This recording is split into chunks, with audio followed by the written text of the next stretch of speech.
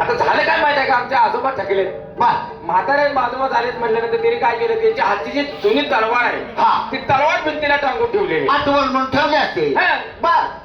त्यात सगळ्या घरातल्यांनी विचार केला, म्हणजे तलवारीबद्दल जरा गोरक्याला समज देऊया, समजावून सांगितलं पाहिजे. कारण घरात एकटा खट्या पोरगा तेवढा आहे. संध्याकाळी आपले जेवण झालं, सगळे एकत्र आली आणि मला म्हणले गौरव जरा इकडे.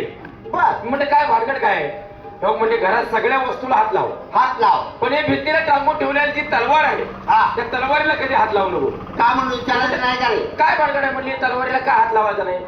तर म्हणजे या तलवारीच्या पाठीमागे फार मोठा इतिहास आहे. कोणता रे?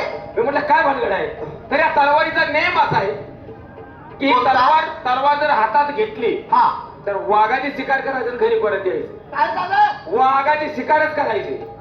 म्हणजे या तलवारच्या पाठीमागे एवढा मोठा इतिहास लपलेला आहे. आता वाघाचं नाव काढल्यावर का माझ्या अंगाचं निम पाणी झाले.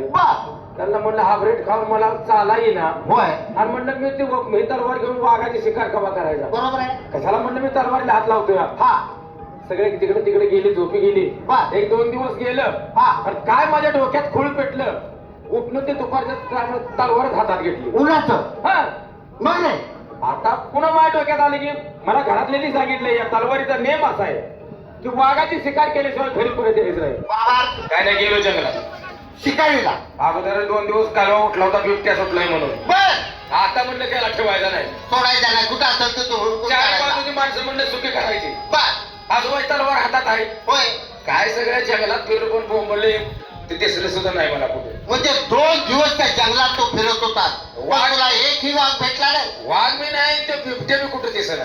मला काय वाटतंय माहितीये का, काय जंगलातले सगळे वाघ मिळून कुठंतरी मिटिंगला गेले असतील. तुला काय अक्कल आहे का, त्यांचे ग्राम